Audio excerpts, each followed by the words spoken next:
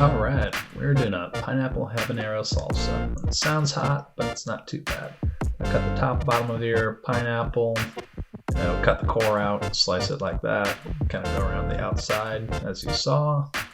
You probably want 1.5 cups, 2 cups of pineapple, equal to the amount of tomato. I have 3 tomatoes here, so that's what we're going to be using. About equal. Now this is a big red onion, so I'm only going to use half of it. Now I'll chop that half into quarters. I will clean 1 jalapeno in the slowest way probably any of you have ever seen, but that's alright. No rush. Now 2 habaneros.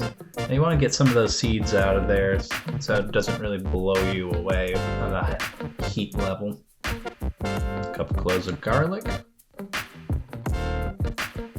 Okay, nice. Now, oil a baking dish here. Put your ingredients in. You're going to roast them in the oven.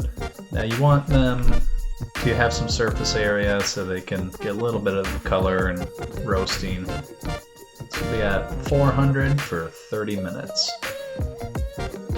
Oh, nice oven. Actually, that oven's terrible.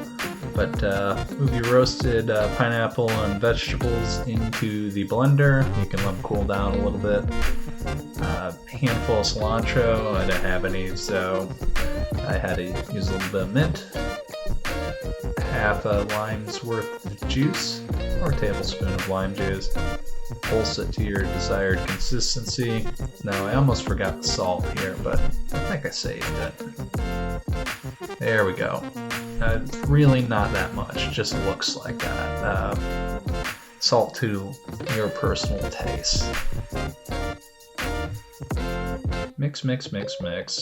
You still want it a little bit chunky like that, and I'll tell you what, this came out really good. Sweet and hot, but not too hot.